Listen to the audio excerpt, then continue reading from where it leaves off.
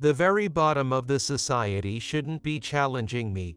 It's annoying. Poor folk should never come back.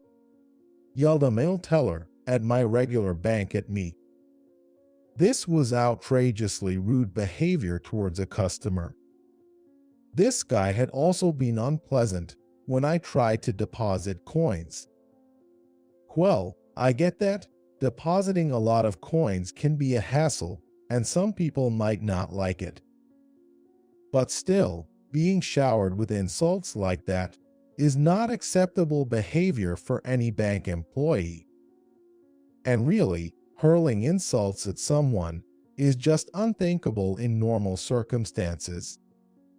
I could stop using this bank and wouldn't have to see this teller again, but I've been a loyal customer at this branch for a long time.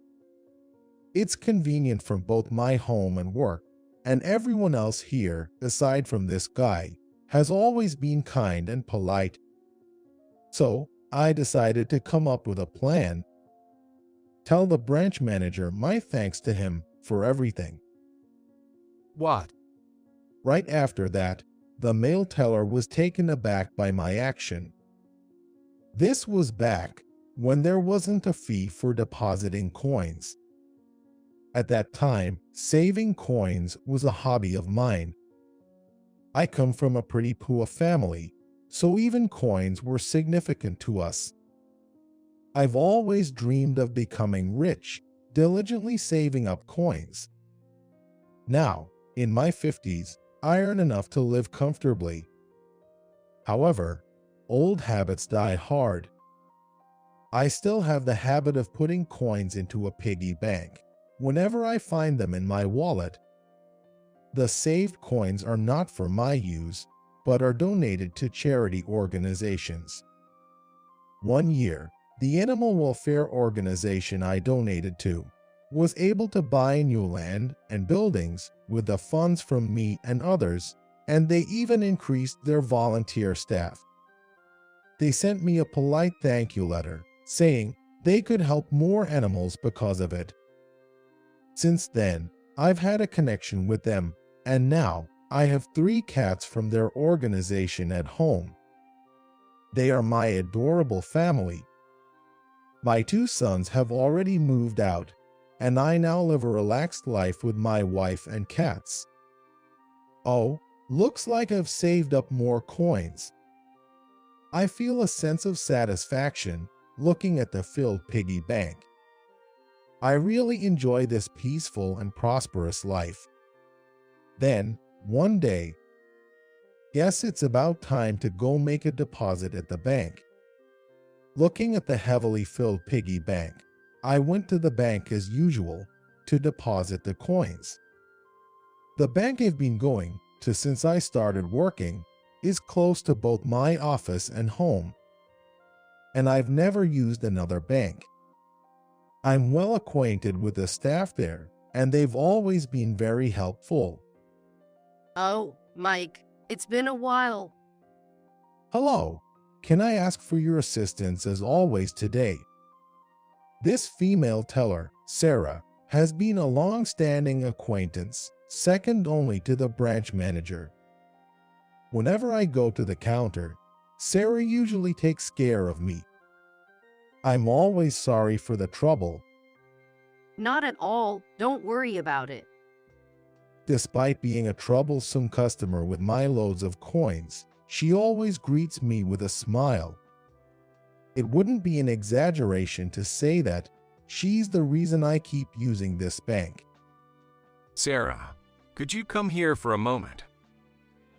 Oh, sorry, sir. Please wait a bit. It's okay. I can wait over there. You can attend to me later. The branch manager called Sarah in a bit of a hurry, so I decided to wait and let them take care of my needs later. Then, the manager arranged for another available employee to assist me. The branch manager gave me an apologetic glance.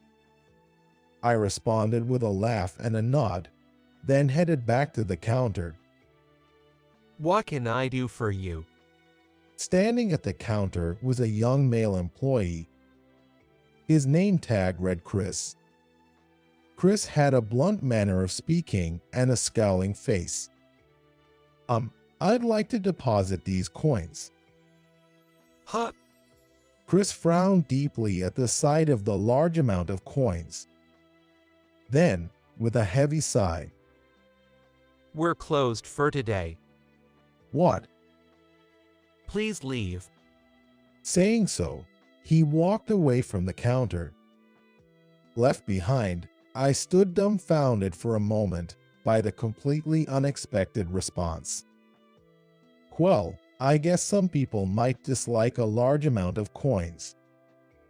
There were no other employees around, and no one saw Chris's behavior. There were many things I wanted to say, like, is that how you treat customers, or it's still within business hours? But making a fuss here would only trouble the branch manager and Sarah. That day, I quietly left the bank without depositing the coins. A few days later, my piggy bank was nearly full, so I decided to go back to that bank. I hope Sarah is in charge today. I'd rather not deal with Chris ever again. Come to think of it, I hadn't seen him before. It seems like an odd time for a transfer. Maybe there's some background story. I remembered Chris's behavior with a wry smile. Educating someone like him must be tough. I felt a bit of sympathy for the branch manager. "Hello, Sarah. Oh, Mike, what brings you in today? I'd like to deposit my coin savings." Huh? Didn't you just deposit recently? Actually. As I was pondering how to explain, Hey, ma'am, come here. suddenly, Chris, who was in the back, yelled at Sarah. Sarah's shoulders shook, and she turned around with a pale face. Chris, I'm sorry. I'm currently serving a customer. Huh? I'm calling you over here. That shouldn't matter. Chris called Sarah over, clearly irritated. I'm sorry, Mike. I'll ask another employee to assist you. Please wait a moment. Saying so, Sarah headed towards Chris, who seemed to be picking a fight. Useless hag and salary thief were among the unbearable insults that could be heard. Sarah is being bullied again. Sarah is so kind. Nearby employees whispered to each other, their voices reaching my ears. Just because he's the area manager's son, he's way too overbearing.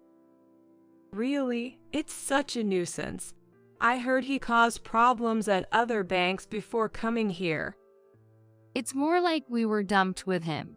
It might end up the same here. If only he'd cause some trouble and leave already. I see, I can pretty much grasp the situation now. If you can't listen to me, then quit. We don't have the luxury to carry dead weight around. Chris's angry voice echoed throughout the bank, with other customers looking on in shock.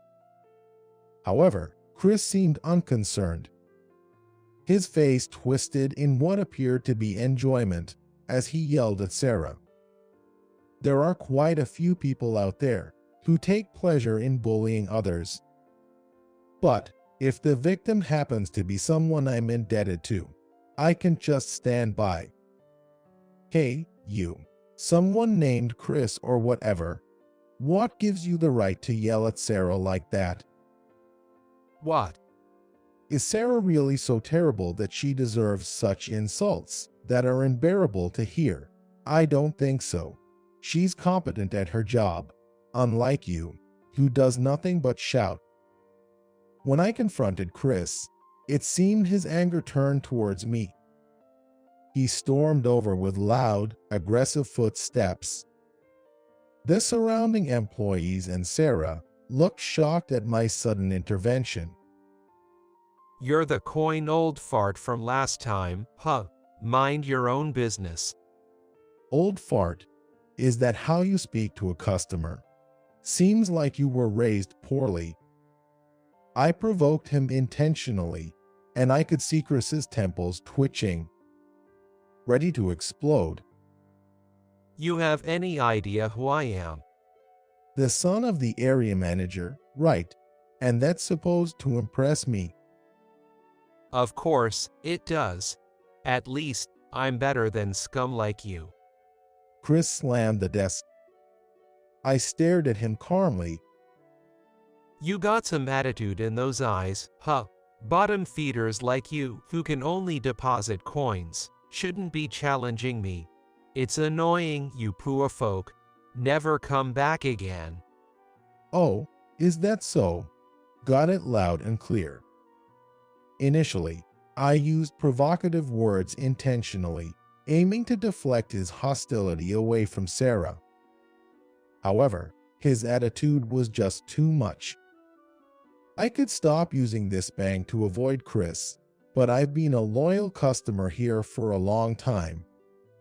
Besides, everyone else here, apart from Chris, has always been kind and polite. Is there any way I can just kick him out? That's when I decided to come up with a plan. Tell the branch manager my thanks to him for everything. What? You think I can trust a bank with employees like you with my money? After I said that, Chris snorted in disdain. As if your pennies matter. What's going on here? At that moment, the branch manager, who seemed to have just returned, walked in. A nearby employee explained the situation to the manager.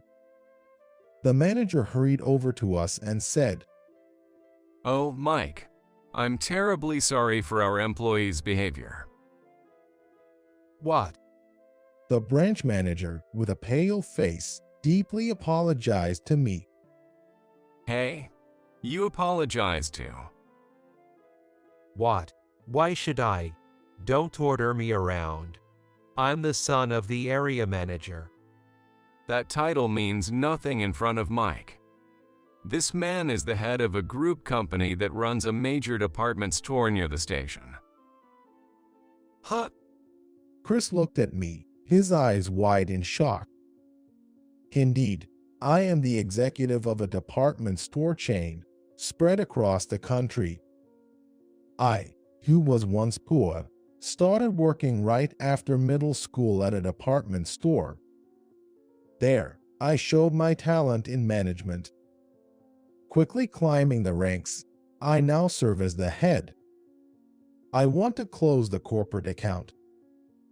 It can't be that much, right? Chris muttered, half in disbelief. The manager showed him the computer screen. Over $10 million. Well, managing a nationwide department store chain, that amount is to be expected. Couldn't you please reconsider, sir? No, thanks. I can't entrust my money to a bank with people like him around. Saying that, I gave the manager a discreet wink. The branch manager seemed to catch my drift and nodded slightly before making the following proposal. If this individual were no longer here, would you reconsider the cancellation? I lifted the corners of my mouth slightly at that proposal. You can't possibly get rid of me, the son of the area manager, right? Never mind this old man, but you're just a branch manager. You don't have the authority to. Then, I'll just ask the area manager directly. What? The branch manager let out an exaggerated sigh of exasperation before informing Chris. The area manager, you know, your father, happens to be Mike's exclusive account manager. What? While Chris was making a scene, I contacted the area manager. You came to the bank immediately. I'm terribly sorry for my son's behavior. Chris's father grabbed his own son, urging him to apologize. It was only then that Chris seemed to grasp the situation, trembling with a pale face. That's enough with the apologies. So, how will you settle this? My son will be transferred to another branch. With all due respect, your son doesn't seem suited for banking. Transferring him might just lead to the same problems elsewhere. Chris would likely repeat his behavior at any branch. Moving him would only create more victims. The area manager, the father of Chris, realizing the implication of my words, resignedly said, Understood. I will consult with the headquarters about my son's employment immediately. Dad, you're joking, right? Silence. I got you this job at the bank after you were fired. I never thought you'd repay my kindness with betrayal. Be prepared. Faced with his father's declaration, Chris showed a look of despair. Afterward, Chris was taken out of the bank by his father. From that day, Chris stopped coming to work, and it seems the headquarters eventually informed them that he had been fired. I had the chance to speak with the area manager later and asked about his son. The father had kicked him out of the house immediately. It was feared that, with that attitude, he would end up unemployed, relying on his father's salary. Chris is currently working at a small factory owned by a relative. That relative is quite strict and took him in to correct his behavior, though I do have some doubts about whether his character will really change. It's entirely my son's own doing. I won't help him at all, he stated firmly. A sense of resolution could be seen in Chris's father's face. As for me, I didn't cancel the corporate account and continued my banking there. Mike, you've outsmarted us, haven't you? Now, whatever do you mean? Anyway, thank you, sir. You've really helped us out. At the peaceful bank, I was treated a bit like a hero. Sarah thanked me numerous times, but I've always felt I owe her more for the help over the years. It was just a small way to give back. I'll continue to use this bank for the foreseeable future.